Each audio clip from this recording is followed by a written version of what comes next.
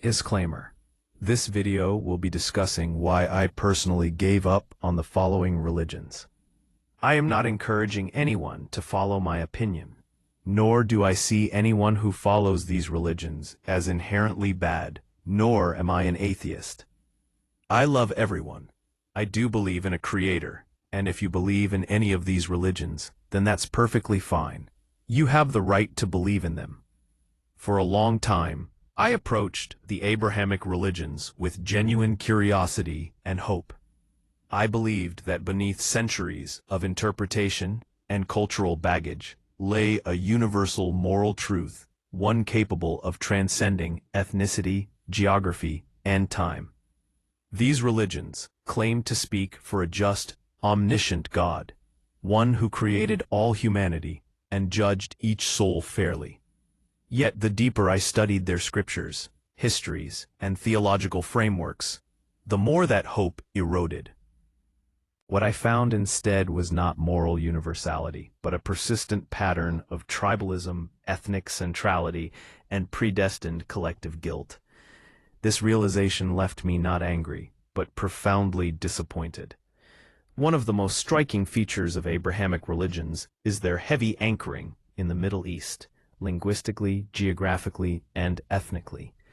Their sacred languages are Middle Eastern, Hebrew, Aramaic, and Arabic. Their holy sites are overwhelmingly located in a narrow geographic corridor.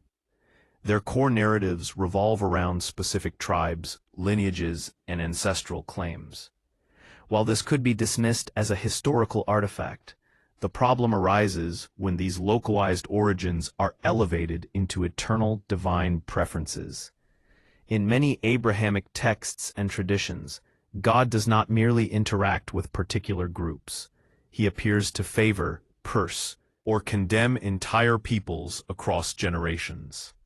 Gentile nations are often portrayed as instruments of divine punishment against Israel, yet are later condemned and cursed for fulfilling those very roles. This creates a moral paradox. How can a just God predestine groups to act in certain ways, then punish them for actions they were destined to commit? Similarly troubling are eschatological narratives such as Ya'juj and Ma'juj, who in Islamic tradition are frequently described as vast populations destined for corruption and ultimately hellfire.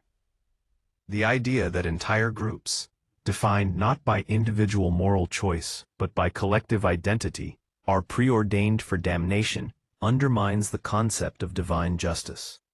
It replaces moral accountability with inherited fate, echoing ancient tribal worldviews rather than universal ethics.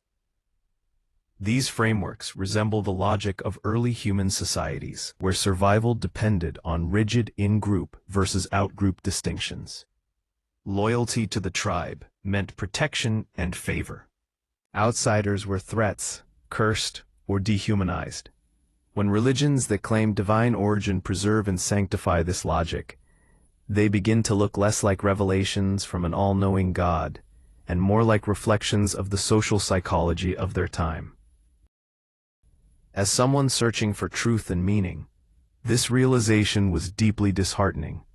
I wanted to believe in a God who transcended human limitations, not one who reinforced them.